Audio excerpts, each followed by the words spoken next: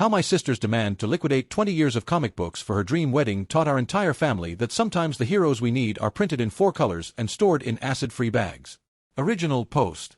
I, 27M, never thought I'd be writing one of these posts, but I'm at my wit's end and need some perspective from strangers on the internet because everyone in my life seems to think I'm being unreasonable. Let me start with extensive background because context matters here. I'm a veterinarian who graduated 2 years ago after 8 grueling years of education. 4 years of undergraduate study followed by 4 years of veterinary school. I'm finally making decent money, around $95,000 a year, after accumulating nearly $200,000 in student loans, which I'm aggressively paying down. I've managed to cut it down to $140,000 through living frugally and putting every extra penny toward the principal.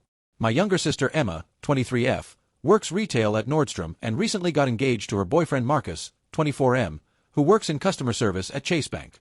Now, here's where things get complicated, and I need to provide the full history. I've been collecting comic books since I was 7 years old. It started innocently enough. My grandfather, Eugene, who passed away when I was 15, bought me my first comic at a garage sale. It was a beaten-up copy of Amazing Spider-Man number 121, The Death of Gwen Stacy. I was captivated not just by the story but by the history behind it, the cultural impact, the artistry. My grandfather recognized this spark and nurtured it. Every Saturday morning, without fail, we'd make our rounds. First, the local comic shop, Dynamic Comics, where the owner, Stan, would set aside issues he thought we'd appreciate. Then, garage sales and estate sales, hunting for hidden treasures. Grandpa Eugene taught me everything. How to check for restoration, the importance of page quality versus cover appearance, how to properly bag and board, the difference between pressing and restoration, and most importantly, the stories behind the stories. He'd worked as a librarian for 40 years and understood the value of preservation. These aren't just comics, Jamie, he'd tell me, carefully showing me how to handle a Silver Age book. They're modern mythology. They're art. They're history. They're the American dream printed on paper. Jewish immigrants and working-class artists creating our modern pantheon of heroes. When he died of pancreatic cancer, it was devastating. But a week after the funeral, my grandmother called me over. Grandpa had left me his entire collection in his will, complete with a handwritten note, for James, who understands that heroes come in 4 colors and infinite possibilities. Keep building our legacy. His collection was modest but thoughtful, about 300 issues including several key Silver Age books. The crown jewel was a Batman number 1 from 1940, graded at 5.5, which he'd bought in 1973 for $200 at an estate sale from a widow who had no idea what she had. That single issue is now worth nearly $15,000. Over the next 20 years, I've carefully, methodically, and passionately built upon this foundation. I worked at Dynamic Comics through high school. I mowed lawns, walked dogs, and tutored kids in math to fund my collection. In college, while my roommate spent spring break in Cancun, I drove to comic conventions, networking with dealers and other collectors. During veterinary school, when the stress of studying made me want to quit, I'd spend an hour each night cataloging, researching, or just reading my comics, finding solace in these stories of heroes who persevered against impossible odds. My collection now numbers over 3,000 individual issues, including complete runs of several major series. Last year, for insurance purposes, I had it professionally appraised by Heritage Auctions. The total value, $70,000. This includes not just Grandpa's Batman number 1, but also Amazing Fantasy number 15, first appearance of Spider-Man, graded 4.0, worth about $18,000, X-Men number 1, graded 6.5, worth $12,000, and dozens of other key issues. But beyond monetary value, each piece has personal significance. The Amazing Spider-Man run from #100-200 that I completed during my undergraduate years, hunting down each issue over 4 years. The New Mutants number 98, first appearance of Deadpool, I bought with my first paycheck from my veterinary practice. The collection of saga issues signed by Brian K. Vaughan that I got when I met him at a convention and told him his storytelling inspired me through veterinary school. I maintain my collection with museum quality standards. Climate-controlled storage at exactly 65 to 68 degrees Fahrenheit with 45 to 50% humidity. Mylar bags with acid-free boards, changed every 5 years. A detailed database tracking purchase price, current value, condition notes, and personal memories associated with each issue. I even have a separate insurance policy specifically for the collection. Last Thursday, my parents invited me over for what I thought was a casual dinner. Emma was there with Marcus, both looking excited. They announced they'd set a wedding date for next October, 14 months away. Everyone was congratulating them, toasting with wine, when my mother, Patricia, dropped what I can only describe as an emotional atom bomb. And the best part, she said, beaming at Emma, is that James has graciously agreed to sell that collection of old magazines he keeps in storage to help fund your dream wedding. I literally choked on my wine. Red wine came out my nose, which, as a medical professional, I can tell you is deeply unpleasant. When I finally stopped coughing and could speak again, I managed to croak out, "I'm sorry, what?" My father, Robert, a retired insurance adjuster who should know better, explained their plan as if it was the most reasonable thing in the world. Emma had been planning her dream wedding on Pinterest for 3 years. She wanted the full fairy tale experience, a $12,000 Vera Wang dress she'd already tried on multiple times, the Fairmont Grand Del Mar in San Diego as the venue, starting at $25,000 just for the space, not including the required minimum catering, flowers from the same florist who did the Kardashian weddings, $15,000, a live band that had played at Grammy after-parties, $8,000, and various other expenses that brought the total to approximately $85,000. My parents, who are comfortable but not wealthy, could contribute about $15,000 from their savings. Marcus's parents, who run a small landscaping business, could provide another $10,000 by taking out a loan against their business. That left a $60,000 gap that my mother had unilaterally decided would be filled by liquidating my collection. "It's gathering dust in storage anyway," my mother said, waving her hand dismissively. "And family helps family. Your sister has dreamed of this her whole life." I took a deep breath and said, as calmly as I could manage, "Absolutely not. That collection is not for sale." The room exploded like I'd just announced I was joining a cult. Emma's face crumpled into tears. Not just a few dignified tears, full sobbing. "I knew it," she wailed. "I knew those stupid comics meant more to you than I do. You've never supported me in anything." This was patently false. I'd helped her with her college essays, getting her into her preferred school. I'd given her my 2015 Honda Civic when she needed a car, taking over the payments myself. I'd paid her rent for 3 months when she was between jobs last year, never asking for repayment. I'd been nothing but supportive. My mother's reaction was worse. Her face turned red, and she launched into a tirade about how I was selfish, materialistic, and clearly emotionally stunted. "No wonder you're still single at 27, she spat. "What woman would want to date a man who values toys over family?" My father, usually the calm one, looked at me with profound disappointment. "I thought we raised you better than this, James. Those are just comic books. Your sister is your blood." I tried to explain.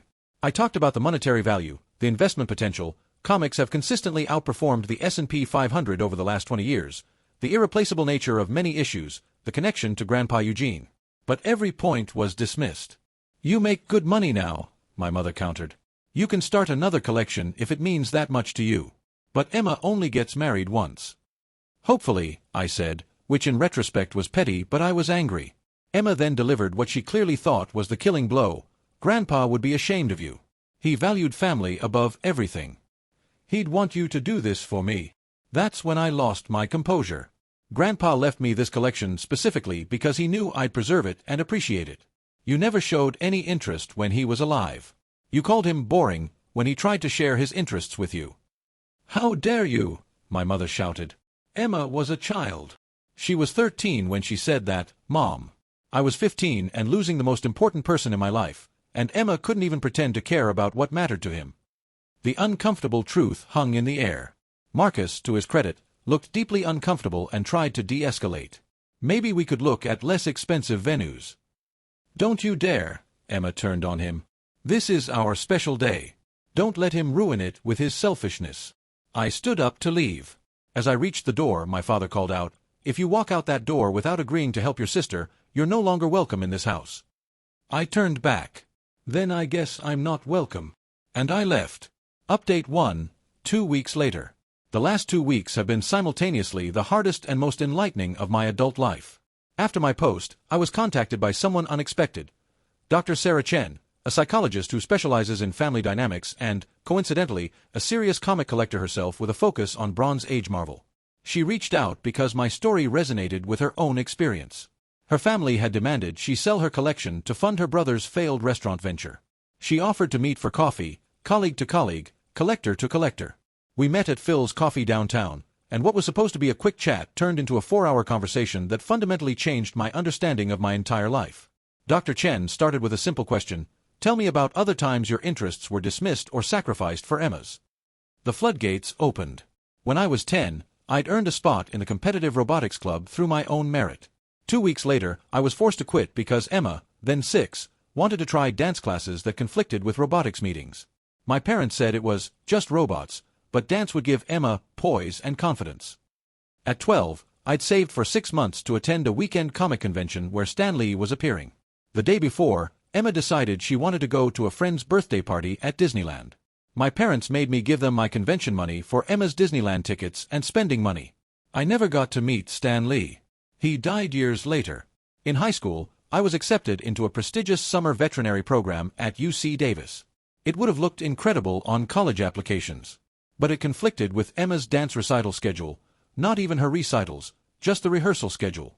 My parents made me decline because Emma's committed to her team and we need to support her. When I got featured in the university newspaper for organizing a comic convention that raised $10,000 for local animal shelters, combining my two passions, my parents didn't even read the article. They were too busy planning Emma's high school graduation party, even though she had another year left. But when Emma got Employee of the Month at Nordstrom, we had a celebration dinner at her favorite restaurant. When she graduated high school with a 2.8 GPA, my parents threw a party for 50 people. When I graduated summa cum laude from veterinary school, I got a card. Dr. Chen helped me recognize the pattern. I was the responsible one whose achievements were expected and therefore not celebrated, while Emma was the baby whose every minor accomplishment was treated as miraculous. More importantly, my interests were consistently devalued as immature or wasteful, while Emma's were always valid and worthy of investment. Your comic collection, Dr. Chen explained, represents the one piece of yourself you managed to protect. It's not just about the comics. It's about autonomy, self-worth, and the right to have something that's unquestionably yours. She also pointed out something crucial. The demand to sell my collection wasn't really about money. If it was, they'd accept my offer of $5,000, which I'd already planned as a wedding gift, and scale down. This was about power, control, and maintaining the family hierarchy where my needs always came second to Emma's wants. Armed with this new perspective and Dr. Chen's support, I decided to make one more attempt at communication. I invited my family to my apartment to actually see the collection. Not to change their minds through monetary value, but to make them understand what they were asking me to destroy.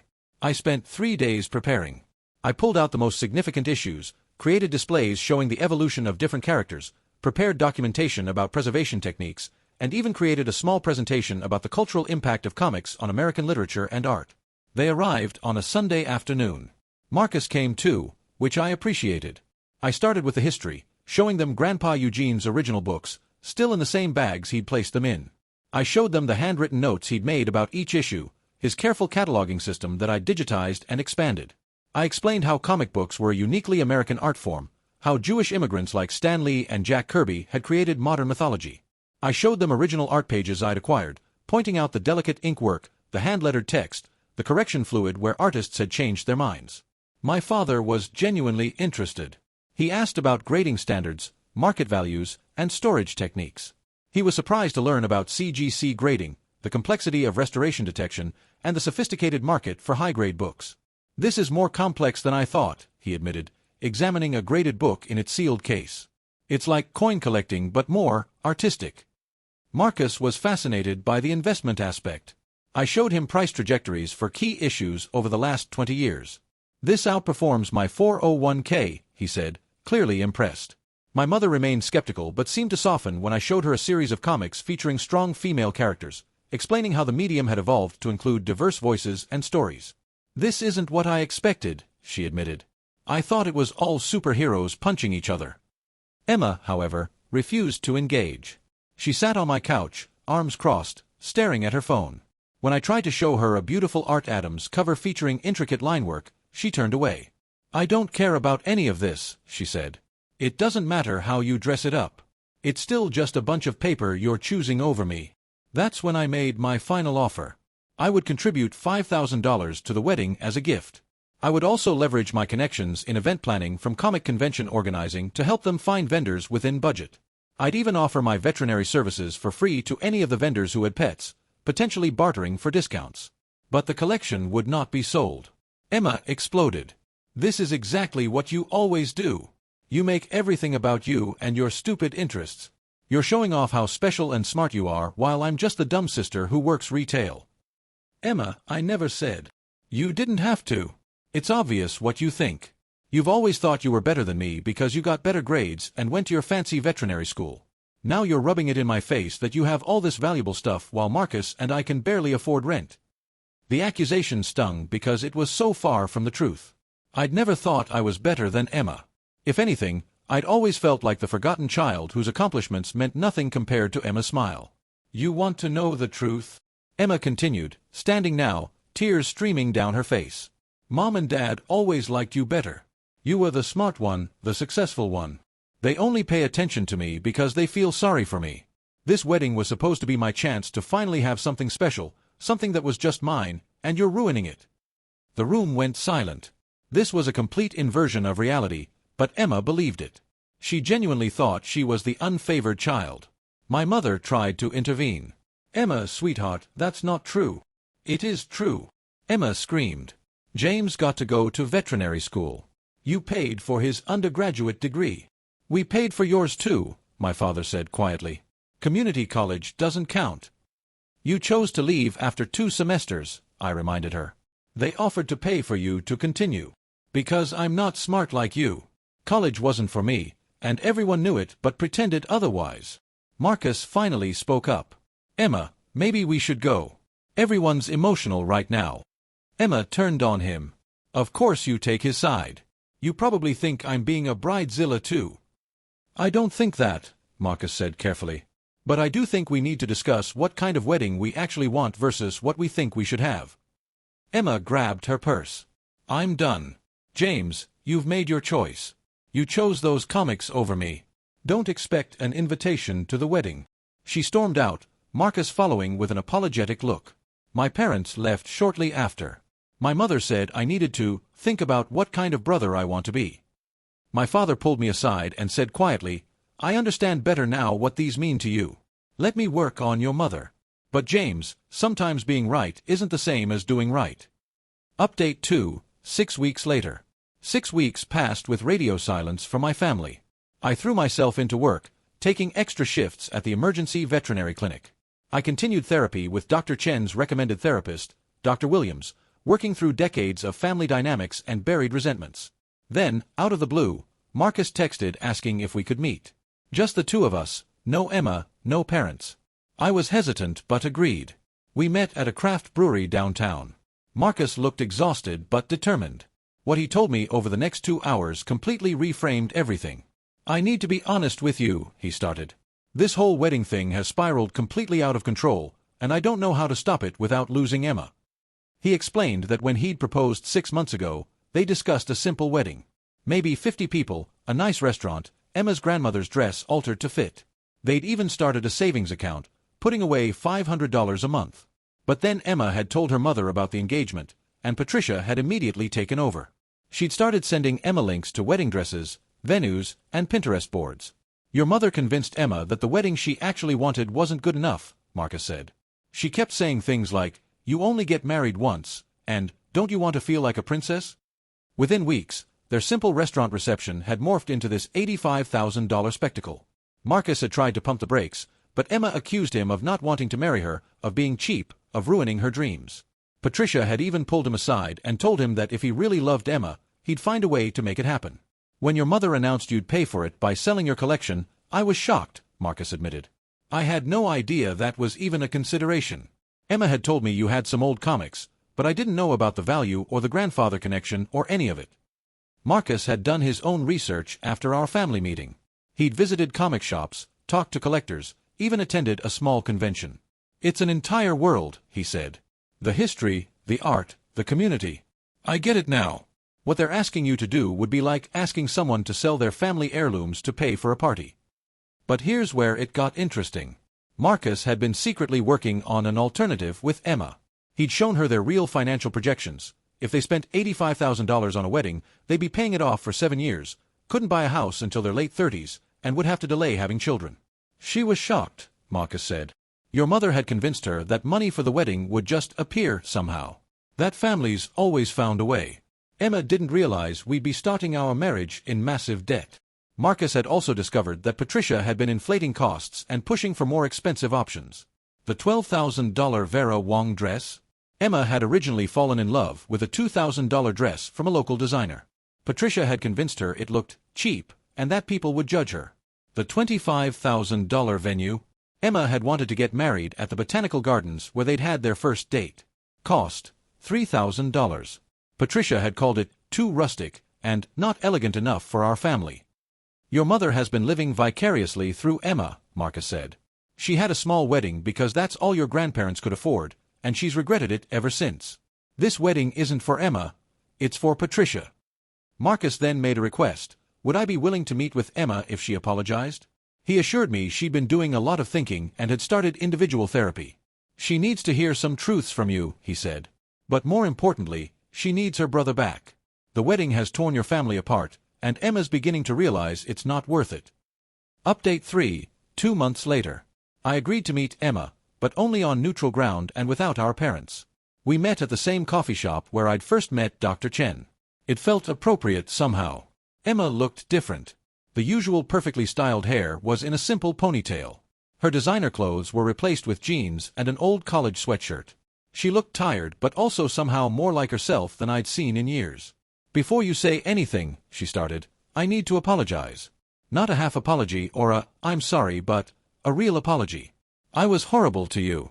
I said things that weren't true and demanded something I had no right to ask for. I'm sorry. I let her continue. I've been in therapy for 6 weeks now, she said. Individual therapy, not the premarital counseling Marcus and I were doing. And I've learned a lot about myself that's not great. She explained that she'd always felt like she was living in my shadow. While I saw her as the favored child who got everything, she saw herself as the family disappointment who needed constant attention and intervention because she couldn't succeed on her own. Every time Mom and Dad dropped something of yours for my activities, I knew it was because they thought your stuff didn't matter, not because mine did, she said. They sacrificed your robotics club for my dance because they knew you'd be fine without robotics, but I needed dance to have something. You had good grades, friends, interests. I had nothing that was really mine. This was a perspective I'd never considered. While I'd resented the sacrifices, Emma had internalized them as proof of her inadequacy. And the comics, she continued, tears starting to form. God, James, I was so jealous of those comics. Not the comics themselves, but what they represented. You had something that was yours, something Mom couldn't take over and control. Every achievement of mine, every interest, every friend. Mom was there, managing it, controlling it, making it hers. She was right. Patricia had been Emma's dance coach's assistant, her Girl Scout troop leader, had chosen her college courses, her job applications, and now her wedding. When I got engaged, I wanted something simple, Emma said. Marcus and I had it all planned out. But then Mom got involved, and suddenly nothing I wanted was good enough.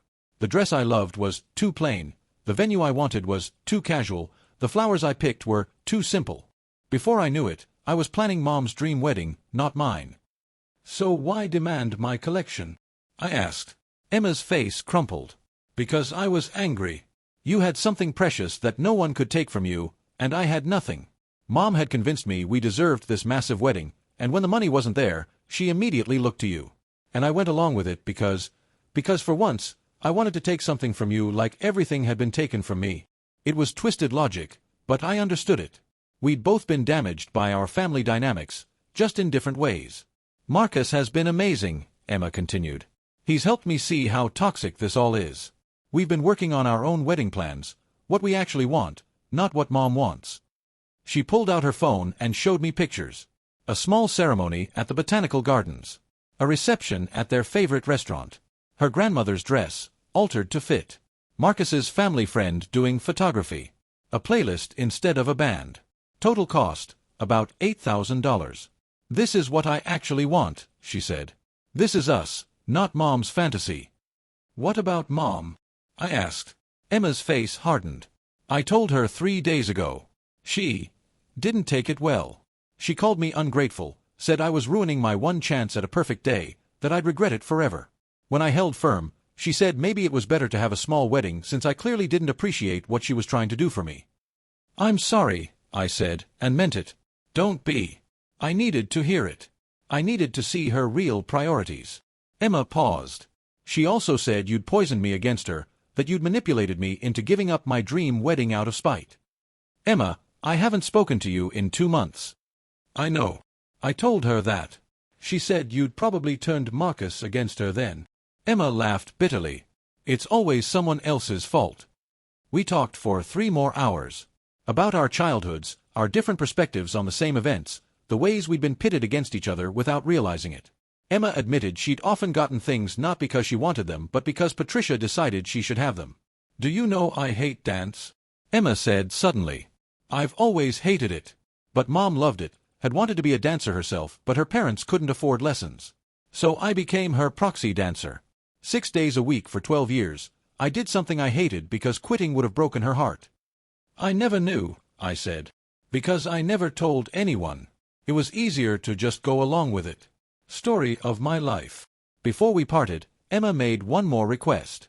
"Will you come to the wedding? The real wedding, not Mom's fantasy. I want my brother there." "Of course," I said. "And—" She hesitated. "Would you consider letting me learn about the collection? Not to have it or sell it, but to understand it. To understand you and Grandpa Eugene better?" I was too young and stupid to appreciate him when he was alive, but maybe it's not too late to connect with what he loved. Final update, 3 months later. Emma and Marcus got married last weekend at the Botanical Gardens. It was perfect, genuinely, truly perfect in a way the $85,000 wedding never could have been. Emma wore our grandmother's dress, altered to fit her perfectly. She looked radiant, not because of designer labels but because she was genuinely happy. Marcus cried when he saw her walking down the aisle. Their vows were personal, funny, and touching, nothing like the generic vows Patricia had suggested. The ceremony was attended by about 60 people, actual friends and family who loved them, not Patricia's social circle and business contacts. The reception was at Emma and Marcus's favorite Italian restaurant, with a playlist Marcus had carefully curated of songs meaningful to their relationship. My parents attended, though Patricia was notably subdued. She tried several times to convince Emma to upgrade various elements, but Emma had held firm. Dad later told me he was proud of Emma for standing up for herself, and of me for standing my ground about the collection. During the reception, Emma made a speech that included this: "I want to thank my brother James for teaching me something valuable. He taught me that when you love something, when something really matters to you, you protect it. You don't sacrifice it for others' expectations. James protected what he loved, and that gave me the courage to protect what I love, my relationship with Marcus and our vision for our future." But the moment that truly broke me came later. Emma pulled me aside during the reception and handed me a wrapped gift. "This is for you," she said. "A thank you for being the brother I didn't deserve but somehow got anyway." Inside was a comic book, Tales of Suspense number 52, the first appearance of Black Widow. It was graded at 6.0, not mint but still valuable, around $800. But that wasn't what made me tear up. "I've been learning," Emma explained. "For the last 2 months, I've been visiting comic shops, talking to collectors, reading about the history. Did you know there's an amazing community of female collectors who are working to make the hobby more inclusive? I've been talking to them about starting a blog or maybe a YouTube channel about collecting from a beginner's perspective." She continued, "I researched your collection. I know you've been looking for this issue to complete your Tales of Suspense run. I wanted to show you that I understand now. These aren't just comics. They're art, history, investment, and memory. They're Grandpa Eugene's legacy and yours." "Emma, this must have cost." "It cost what I saved by having the wedding I actually wanted instead of the one Mom wanted," she interrupted. "And it was worth every penny to see your face right now." Marcus joined us, grinning. "She's been driving me crazy for weeks, visiting every comic shop in a 50-mile radius. But I get it now. I'm actually starting my own small collection, Batman stuff. If I'm joining this nerdy family, I might as well embrace it." "There's more," Emma said. She pulled out her phone and showed me an Instagram account at Emma Super Collector. "It's small so far, but I've been documenting my journey learning about comics. The collecting community has been so welcoming. Did you know there are people who specialize in collecting comics with specific types of printing errors? It's fascinating." I was speechless. My sister, who had called my collection stupid comics just months ago, was now genuinely engaged with the hobby. "And the best part," Marcus added, "is that because we had the wedding we could afford, we're starting our marriage debt-free. We've already put an offer on a house. A small one, but it's ours. We wouldn't have been able to do that with the other wedding." Emma nodded. Planning this wedding, our wedding, taught us so much about working together, compromising, and standing up for what we want. I think we're stronger for it. Patricia approached us then, having had a few glasses of wine. "I suppose it is a lovely wedding," she admitted grudgingly. "Though you could have at least gotten the better flowers." "Mom," Emma said firmly, It's perfect exactly as it is. Patricia looked taken aback, but then nodded. She turned to me. James, I owe you an apology. I didn't understand. I still don't really understand the comic thing, but I understand that it matters to you. And I should have respected that. It wasn't a perfect apology, but it was more than I'd expected. The reception continued beautifully. Emma and Marcus's first dance was to their song, not the classical piece Patricia had insisted on. The food was delicious, familiar, and comforting. The speeches were heartfelt and genuine. Everyone actually enjoyed themselves instead of performing for appearances. Near the end of the night, Emma found me again. I have one more thing to tell you, she said. I've been thinking about Grandpa Eugene a lot lately. Going through his collection notes you shared with me, reading his thoughts on different issues. He was really cool, wasn't he? He was, I agreed. I wish I'd known him better. But through the comics, I feel like I'm getting to know him now. Is that weird? Not at all. That's exactly why I treasure them. Emma hugged me then, really hugged me for the first time in years. Thank you for protecting his legacy. Our legacy. And I promise, I'm going to contribute to it too. Last week, Emma sent me a photo from her first comic convention. She was cosplaying as Black Widow, holding up a graded copy of Daredevil number 81 she'd bought, Black Widow's first solo cover appearance. Her caption, adding to the family legacy. Grandpa Eugene would be proud. She also told me she started a small investment fund specifically for building her collection, putting aside what she and Marcus save by living below their means. You were right about comics being an investment, she said. But more importantly, they're an investment in understanding what matters to the people we love. As for my collection, it remains intact, now properly catalogued and stored in a climate-controlled unit I share with 3 other serious collectors, splitting the cost. The Tales of Suspense number 52 Emma gave me sits in a place of honor at the front, not because of its condition or value, but because of what it represents. I've also started mentoring Emma in the hobby. Every other Saturday, we visit comic shops together, hunting for deals, discussing storylines, debating character development. She's particularly interested in the evolution of female characters in comics and is building a thoughtful collection around landmark female superhero appearances. Marcus has joined our expeditions, slowly building his Batman collection with a focus on different artists' interpretations of the character. He recently scored a Neil Adams Batman issue for $20 that's worth considerably more, and his excitement reminded me of my early days collecting with Grandpa. My relationship with my parents has evolved too. They still don't fully understand the collecting passion, but they've stopped dismissing it.